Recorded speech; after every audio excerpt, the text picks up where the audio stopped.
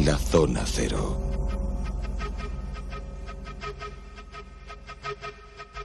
En ocasiones, y desde el mismo sumario, cuando nuestros oyentes conocen el título del monográfico que vamos a tratar esta noche, las beguinas, pues tienen que pararse dos veces a pensar y a decir, bueno, ¿y eso qué es? Bueno, pues esos suelen ser los monográficos que al final tienen un triunfo absoluto. Las beguinas. Jesús, Carlos, muy buenas noches. Hola, Bruno, ¿qué tal? Hola, buenas noches. En dos palabras, que decía aquel. ¿Qué son las beguinas? ¿Quiénes son? Bueno, el que no haya ido ya a un diccionario para enterarse de lo que son las beguinas... Beguinas con B, ¿eh? Con B, sí. Sí, ¿no? Podemos decir, así de una forma... Bueno, también os puedo preguntar qué son las beguinas con V. No, pero luego hay que explicar de dónde viene, porque no está tan claro dónde viene la palabra. Pero vale, hablaremos sí, luego. Luego comentaremos. Pero bueno, estaríamos hablando de una vida alternativa en la Edad Media que adoptaron unas cuantas mujeres. Estamos hablando de una vida inventada por mujeres para mujeres. Quisieron ser espirituales, pero no religiosas. Así que no estamos hablando de monjas. Quisieron vivir entre mujeres, pero sin someterse a ningún tipo de regla, a ningún tipo de disciplina. Quisieron rezar y trabajar, pero no dentro de un monasterio. Quisieron ser fieles a sí mismas, pero sin ningún tipo de voto. Así que son mujeres cristianas, pero alejadas de la Iglesia, por lo menos tal como estaba constituida en aquella época. Así que fueron perseguidas, claro, unas mujeres que algunas de ellas estaban casadas, otras eran viudas, otras eran solteras, pero querían vivir de una forma totalmente distinta. Es la forma de vida beguina, una forma de vida que tenía su parte de política, su parte de religión, su parte social. Crearon sus pequeñas comunidades dentro de algunas ciudades europeas, sobre todo en Flandes y en Alemania es donde empiezan a surgir estas manifestaciones de vida religiosa, pero no monacal, y todas ellas, o casi todas ellas, de estas mujeres, que se puede considerar como un primer grupo feminista que rehuía las órdenes de, bueno, pues de los hombres que son los que regían tanto los destinos políticos y religiosos de aquella época, estamos hablando de la Edad Media, empiezan a surgir a partir del siglo XII, pues se consideran unas mujeres muy capacitadas intelectualmente, hicieron muchísimas obras, tanto poéticas como espirituales, y por eso mismo, es decir, porque eran mujeres que estaban por encima de la media, fueron perseguidas por todos los flancos. Incluso algunas fueron quemadas y otras fueron condenadas a la herejía. Quería comentar dos cosas. La verdad que las beguinas es cierto que es un fenómeno sorprendente, aunque no tanto, porque la Edad Media es mucho más sorprendente de lo que la gente a veces sí, cree. Es verdad. Y la Edad Media tenía una vitalidad, esa imagen que tenemos siempre. Hay horrible, muchas edades sórdida. dentro de la Edad Media. Ahí está, eso es lo que voy a decir. Muchas luces. Hablando de 1000 años, y 1000 años ocurrieron muchas cosas en la Edad Media. Quería comentar esto precisamente por lo que acaba de decir Bruno, y es que efectivamente el destino de las beguinas y su decadencia nació de lo que dijo Jesús, de la persecución, de la intolerancia y de la violencia. Sin embargo, no siempre fue así. De hecho, su expansión triunfó gracias a que hubo un periodo y un tiempo en el cual fue posible que sus comunidades, sus pequeñas comunidades autónomas, autosuficientes, autorreguladas, se fueran extendiendo de una manera tranquila, apoyadas no solamente más bien con la indiferencia de la Iglesia e incluso con el apoyo de algunos párrocos, por qué no decirlo, y de la parte de la nobleza local, que no veía nada malo en que alguien se dedicara a hacer literalmente el bien, que es lo que hacían. Pero podríamos decir que vendría a ser, en todo caso, una especie de orden femenina seglar. Sí, realmente es lo que sería hoy en día. Hoy sería una especie de ONG, una asociación cultural organizada por un grupo de personas que deciden hacer... Hoy sería como si fuera Caritas y Caritas fuera únicamente de mujeres, por ejemplo. Con un pequeño matiz de importancia que lo distingue de todas las ONGs. Lo digo por su vinculación a la Iglesia. No, digo que lo distingue de todas las ¿no? ONGs, incluyendo a Caritas. Y es que las beguinas no tenían el apoyo económico que tienen las ONGs. No era esencial para su trabajo, sino que partía de su propio concepto, de su propio trabajo. Es decir, es que vivían para ello. Es decir, otra cosa es que, además, encima, por si fuera poco, tenían inquietudes intelectuales muchas de ellas. No todas, claro, obviamente por la situación en la que vivían, pero en general, digamos, que el beguinato no estaba al alcance de lo que sería el pueblo demasiado llano. Es decir, hacía falta un cierto nivel intelectual, que en la Edad Media estaba muy restringido a núcleos nobles, y una cierta vinculación con la Iglesia, porque sin eso era imposible acceder a la cultura. De hecho, eran cristianas fervientes y además cristianas convencidas. Lo que ocurre es que, fíjate... Lo que sí, que precisamente esto que dices, los grabados que han llegado hasta nosotros, de ellas, pues visualmente sí parecen monjas. Sí, porque llevaban ellas para distinguirse, Llevan pero un hábito. Es que eso es clásico de la Edad Media. Todo el mundo tenía en la Edad Media algún elemento para distinguirse. Desde marcas especiales, si tú te formabas parte de algún gremio, o elementos diferenciadores, hasta características en tu propio vestuario, pero da igual, incluso no estaba necesariamente reflejado en los nobles. Pero sí hay que tener en cuenta que las obras religiosas, tanto las que se dedicaban meramente a las labores religiosas como las militares, todas tenían un símbolo identificador muy claro y era una moda que formaba parte de la época. Curiosamente, las beguinas decidieron elegir un tipo de ropaje muy humilde. Es decir, ellas iban vestidas con una especie de capuchas y de sayos de lana beige, muy burda, de color beige, que es una de las palabras. Viene el nombre. Sí, es una de las palabras que viene de la palabra beige, precisamente del color de la lana burda con el que se vestían.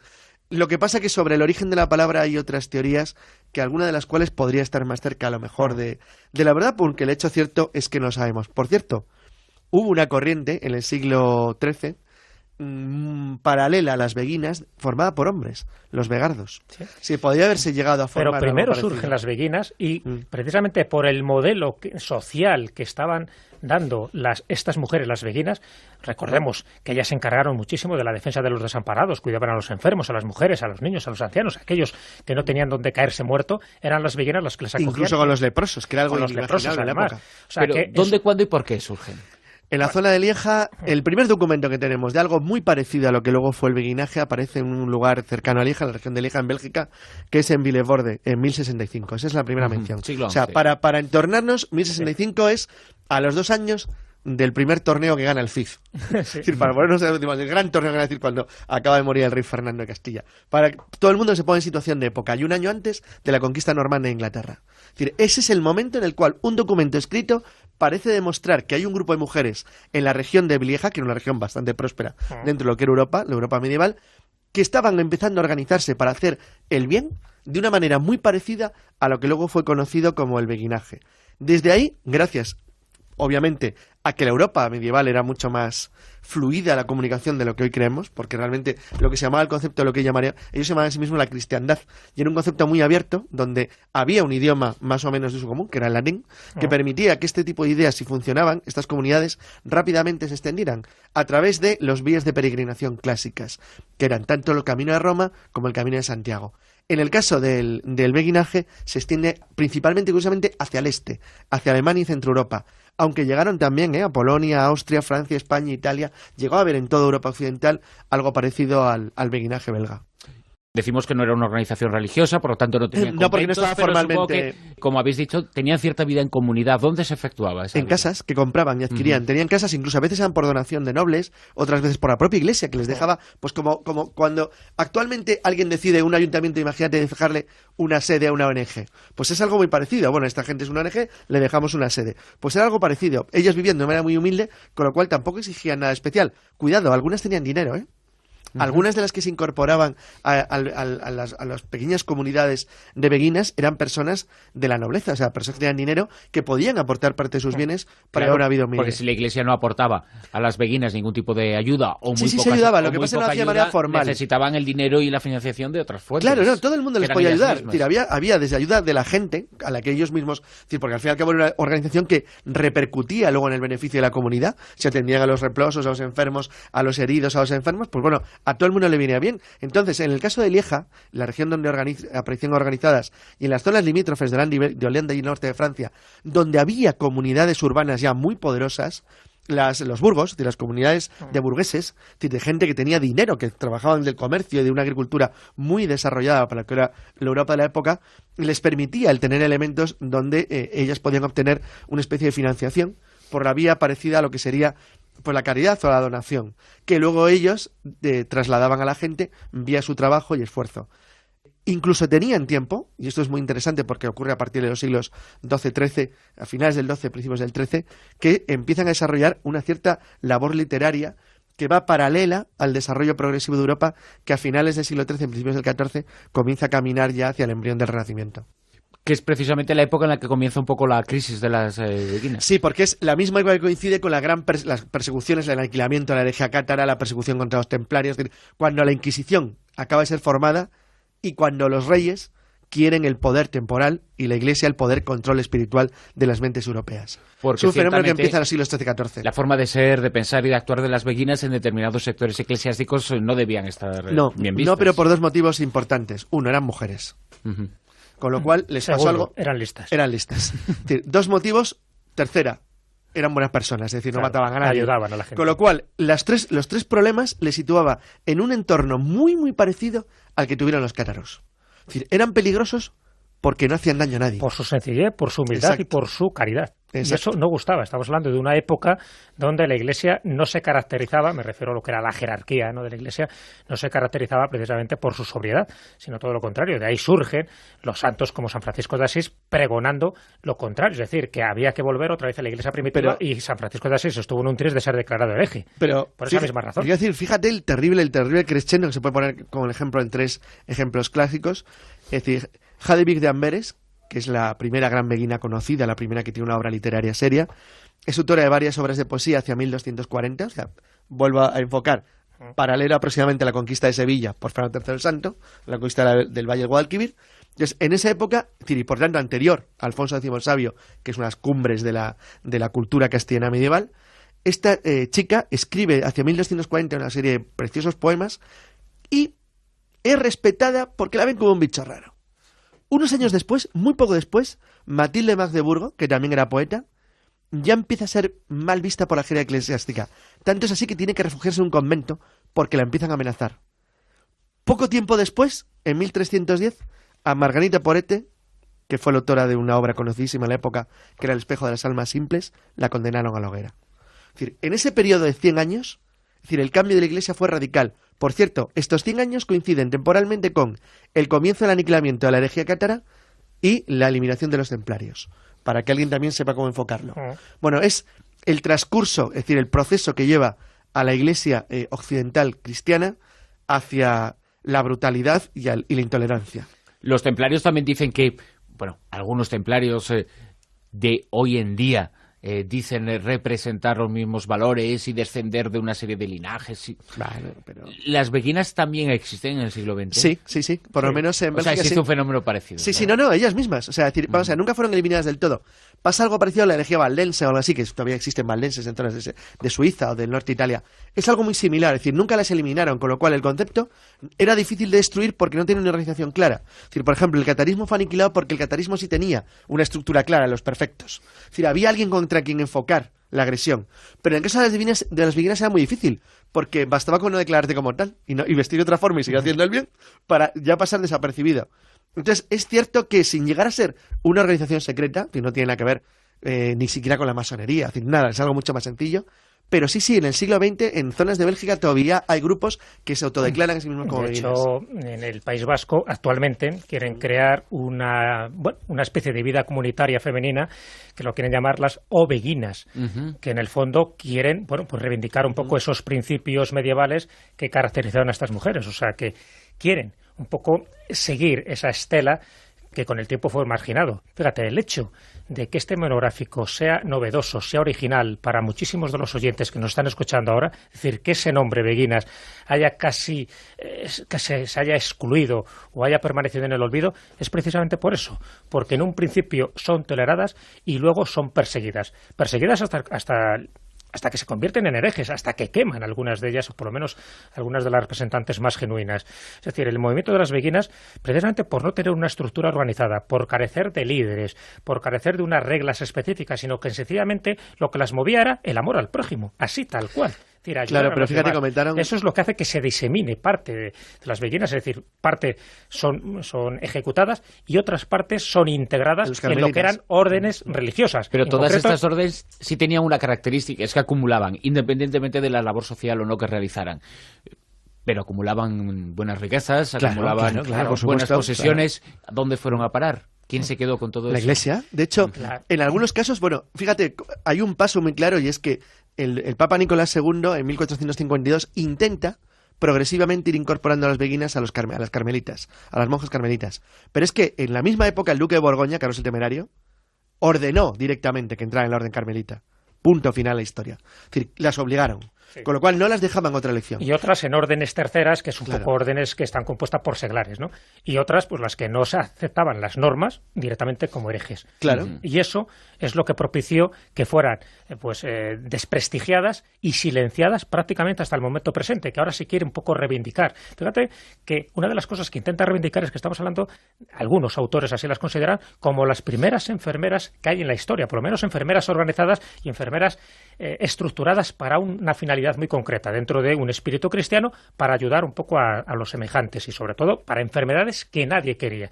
Y lógicamente al final quedan asimiladas en las órdenes que las admitían. Pero claro, es que llega hasta tal punto la persecución que el Papa Clemente V las condena en el Concilio de Viena en el año 1312, justo también cuando se están condenando a los templarios, que decreta que su modo de vida debe ser prohibido definitivamente y excluido de la Iglesia de Dios. Estas son las palabras textuales que dice este fíjate Papa. que a Margarita Porete, cuando la condenan, no la condenan realmente por la traducción de las obras de Johannes Kepler, sino por el simple hecho de intentar que el saber teológico pudiera ser pasado de las lenguas a las lenguas vulgares como el alemán, teniendo como origen el latín. Es decir, no les dejaban que convirtieran, o sea, que el pueblo, los pocos que sabían leer, que eran muy pocos, pudieran llegar a acceder al nivel de conocimiento que la Iglesia guardaba como uno de sus elementos de poder.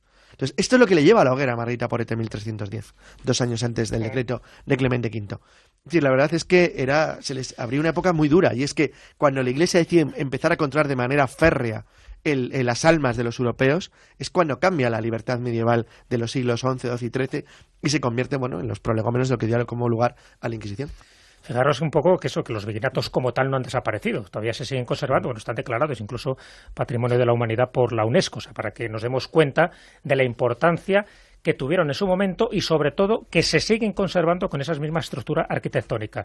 De hecho, los que se conservan actualmente en Brujas, en Gante y en Malinas son los 3 beguinatos que se consideran como mejores, mejor conservados en ese sentido, y ahora mismo, es decir, no hay beguinas como tal, evidentemente, pero estos beguinatos belgas están ocupados por organizaciones humanitarias, por artistas, en fin, por familias que buscan cierta tranquilidad, pero sobre todo que se comprometen a mantener estas casas medievales como fueron. El beguinato de Brujas es uno de los más bellos y actualmente está al cuidado de las monjas benedictinas. Es decir, al final estas monjas benedictinas son las que más entroncaron un poco con esa filosofía que predicaban estas mujeres medievales, que en el fondo lo que hacían era un poco seguir esos predicados místicos de algunos de los hombres más famosos de aquella época, en concreto el maestro Edhard, que una de las cosas que decía es que el alma tenía que ser femenina. Es decir, que bueno, de alguna forma las mujeres se sintieron un poco obligadas a hacer aquello que en aquella época los hombres no estaban dispuestos a hacer.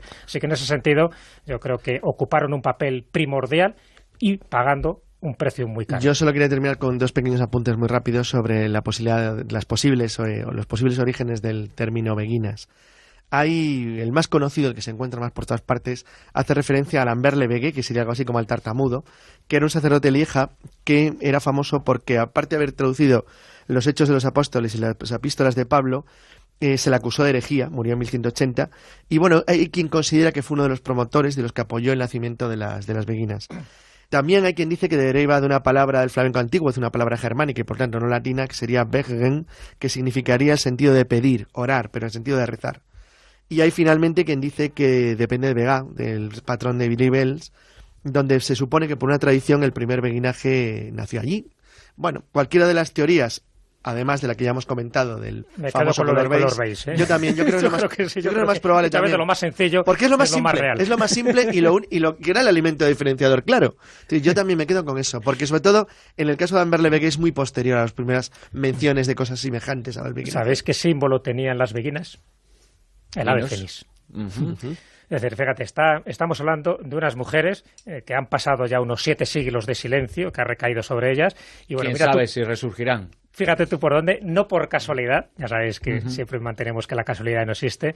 Su símbolo era el ave fénix, que las ha logrado hacer resurgir y convirtiéndolas, en fin, su vida alternativa, pues en algo conocido ya por todos y sobre todo reivindicado por muchísimo y sobre todo por muchísimas organizaciones humanitarias.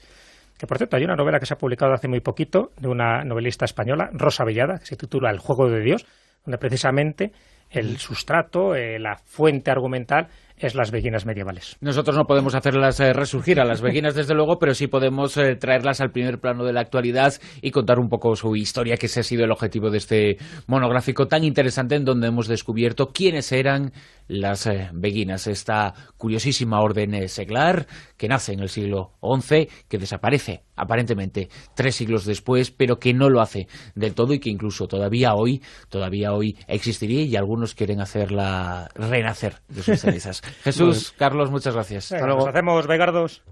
Vamos. Venga, que hay un rato.